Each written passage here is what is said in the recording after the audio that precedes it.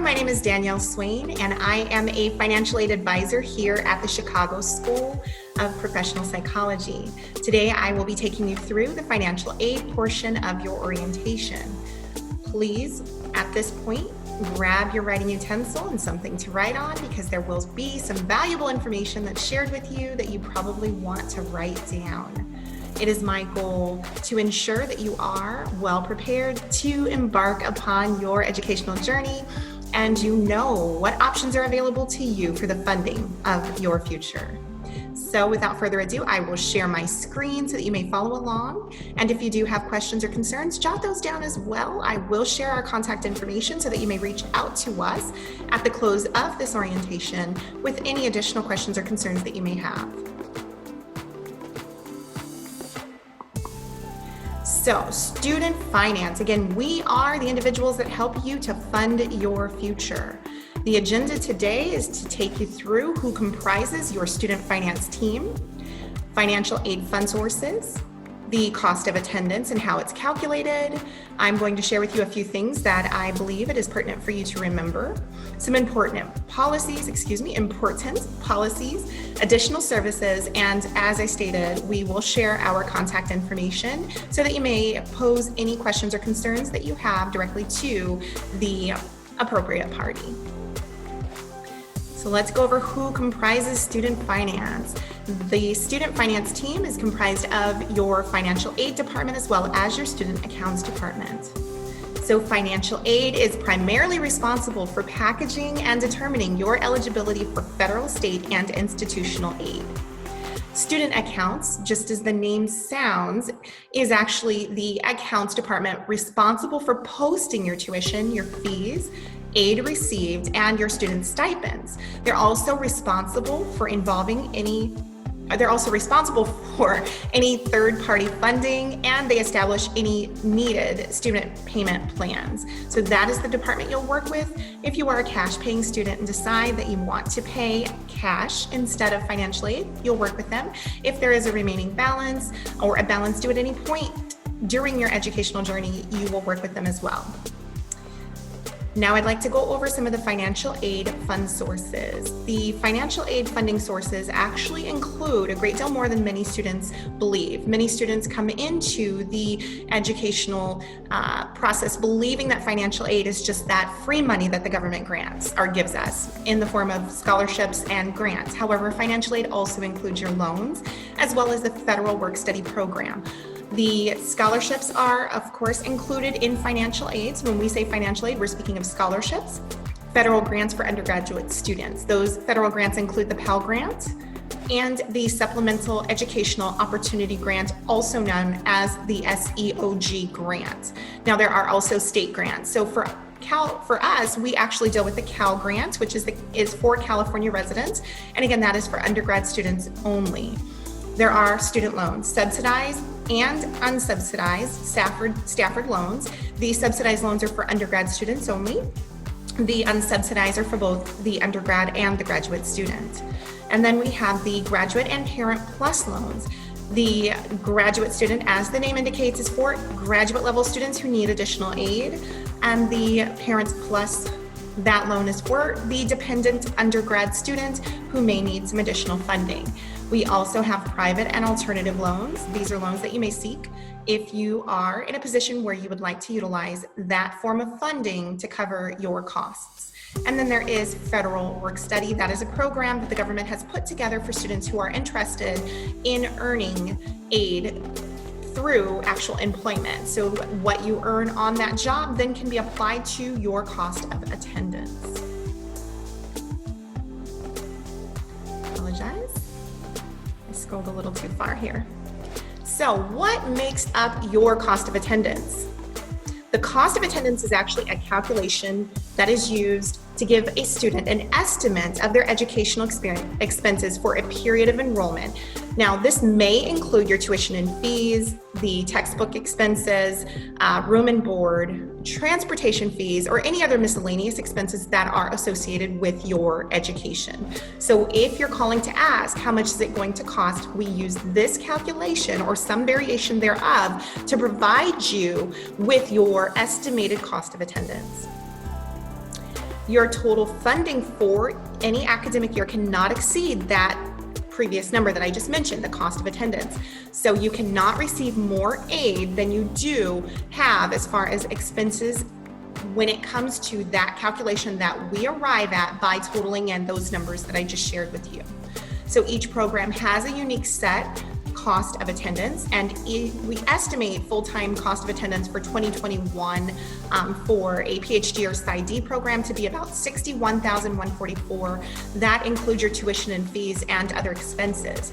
For a master's program, the estimated cost is $55,084, and that includes tuition and fees and, again, other expenses. So this is just showing how that cost of attendance is reflected and how you can kind of anticipate what your total cost of attendance will be if you are, in fact, not only accounting for tuition and fees, but those other expenses that may be involved in the educational pursuits that you have for an academic year. Now, it's good to remember that this cost of attendance, this estimate, is for full-time students attending 2 semesters. Things to remember: we want you to complete your FAFSA annually. The FAFSA application rolls out after October 1st each year. That is a new FAFSA application. So for the current and upcoming academic year, we are looking at a 2021 FAFSA. However, come October of next year, you'll be completing your 21-22 FAFSA. You can complete that FAFSA application on www.fafsa.ed.gov. Again, www.fafsa.ed.gov. And our school code is B as in boy 07022. Again, B as in boy 07022. If you want to understand your loan history and your lifetime borrowing limits, we encourage you to visit www.nslds.ed.gov. That is the National Student Loan Data Systems database. What that actual website houses is your loan history for all enrollment, so not just here at the Chicago school. You can visit that website to review, let's say you've attended, a school for 3 years prior to coming here and you want to find out how much money you've borrowed. That is the site that you would visit in order to obtain that information. Another thing to remember is that funding always covers 2 semesters, and you may reapply every 2 semesters until graduation for financial aid in order to cover your cost of attendance. Now, your PsyD programs, clinical psychology PsyD programs, actually, you're going to very likely be in a 3-semester rotation, so you'll reapply every 3 semesters. When we get your FAFSA application, we do a review to determine your eligibility for aid. Once we complete that review, providing you are eligible, we will send you an award letter email. That email will either contain a PDF copy of your award letter or a link and information on how to access your student portal to approve, adjust, or decline those individual awards. You want to make certain you are monitoring your email regularly because all financial aid requests, questions, updates, and again, award letters do come via your inbox. It is important that you submit those documents in a timely manner when we request them to prevent any possible funding delays. Again, we will communicate with you both via email as well as by telephone, but it is very important that you manage how you are moving through your program and you stay atop any pressing items, any items that are requested of you. This is how we ensure financial aid is posted to your account in time for class and there is no outstanding balance that becomes due. Your financial aid disbursements and student refunds are requested 9 days after the semester begins. So financial aid disbursements, let me break that apart. The disbursement is essentially once we have you packaged and you begin class, 9 days from the start of class, we will request that your lender fund your account. And once those funds post to your account, if there is a credit balance, you will see that inside of your student ledger and it will be listed in parentheses.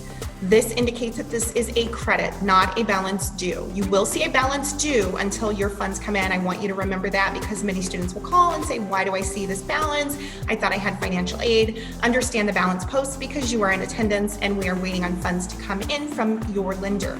But once those funds are here, providing they cover your full cost of attendance. And in the event there is excess funding, we will issue you what's called a stipend. That is the excess monies within 14 days from the date that those funds post to your account.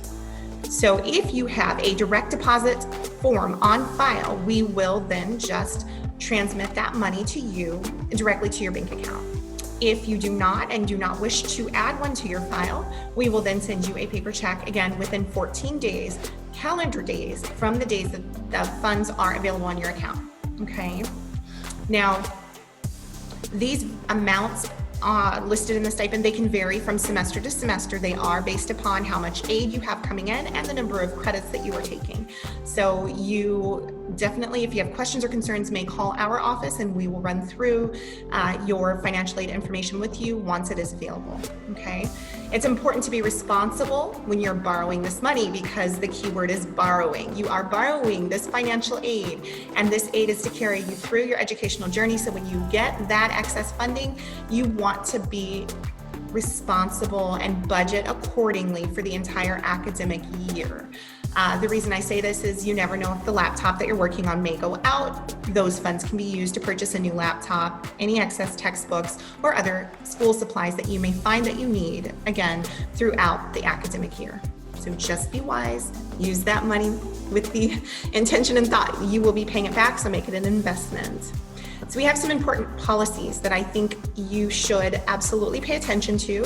The first of those policies is attendance. You must be reported active in courses to be eligible for financial aid disbursements, okay? So if you're not in attendance, you're not eligible for financial aid. Enrollment status, you must maintain at least a half-time enrollment status to remain eligible for financial aid. So you want to stay in communication with your student support team, your registrar's office, should you see that you are not meeting that minimum credit requirement to be considered at least half-time. And then satisfactory academic progress. Federal financial aid is based on your maintaining minimum academic standards that are outlined in the SAP policy and your student handbook. So it is important that you are, again, not only in class, at least half time, but you are meeting the requirement to remain in good standing, and under the SAP policy, you are at least, again, eligible and meeting that minimum academic standard. In-school deferments, if you are a recipient of prior loans, we will let the National Student Clearinghouse database know. We'll update that after the add drop period so that they are aware that you are in a new program. Once we inform them, that then is what places your prior loans in an in-school deferment status. So we do that naturally after the add drop period. If you are contacted by your lender prior to reaching the add drop, close of the add drop period, and you need something from us, you are more than welcome to send that over. Tuition refunds for dropped and withdrawn courses are determined by the week in which you drop or withdraw from your class. So if you need further information on that, absolutely give us a call and we will run through the tuition refund for drop and withdrawn courses. It is a percentage-based withdrawal, so depending upon how soon you drop, it will determine how much aid you are owing or owed. Return to Title IV. This is also called an R2T4. And this is essentially an internal process where if a student does withdraw from a program, a portion of their student aid is returned unless you are enrolled and have completed at least 60% of the total days in your semester. So again, if you reach that crucial crossroads where you know you are no longer able to continue for the semester or for the term that you are in, you want to definitely give us a call so we can go over how long you have been in class and whether or not you are eligible for the aid that you have received, or if a portion of that aid will need to be returned to the lender. That can create a balance for you. So it is crucial that, again, you speak with your student finances team in order to discuss what options are available and the best possible route for you. So So additional services. We have some additional services that we'd like to offer to you and remind you of. One of these services is the book voucher. So you are provided an opportunity to purchase textbooks in advance without the initial out-of-pocket expense, and that is through the book voucher program. These must be repaid with the approved anticipated financial aid. So once that financial aid finally does hit your account, we then just take what you borrowed in advance and we deduct it from that aid. The amounts vary. Ground students can receive a book voucher for either $350 or $650. Those two options will be presented to you when you complete the book voucher. And online students, they can receive either $200 or $350. These vouchers expire 30 days after they are issued. So if you have a voucher for $350 and you only use $100, we will refund any excess funds to you in the same manner that we do the stipends after that 30-day issuance.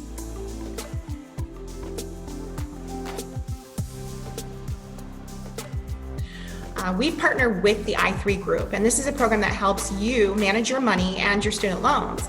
Ion Tuition is located at www.iontuition.com, and this is a site that you can use to manage your federal and private student loans. You can actually go onto the site, find, review, and qualify for repayment plans. You can sign up to receive automatic alerts via email, SMS, and a mobile app push notification about your student loans. And then you can also explore the pros and cons of student loan refinance. So this is really an informational tool, one that I encourage each and every one of you to just go through and, if nothing more, just explore the site and plug in your information so that you're able to see what resources are available to you. You'll gain financial literacy and learn about student loan borrowing. You'll also be able to learn about repayment and deferment and forgiveness options. Many students, when they near the end of their program, they want to know how soon they have to repay, how much they're going to have to repay. This is a great resource to get ahead of that, so you're not blindsided at the end of your educational pursuits. Student finance contact information. This is something you all want to make certain you have. So if you have a pen and paper, write it down. You can contact student accounts or the financial aid team with any questions throughout the financial aid process. Our hotline is 1-800-595-6938 and option number 2.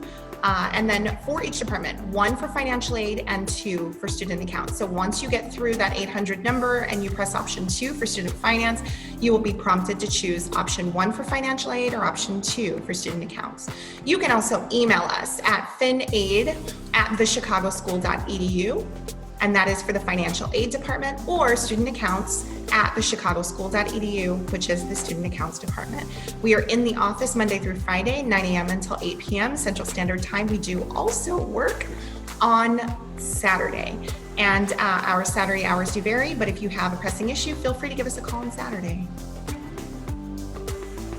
Thank you so much for your time. I wish you the very best of luck in your educational pursuits, and we are here if you have any additional questions or concerns. Have a wonderful educational journey and best wishes.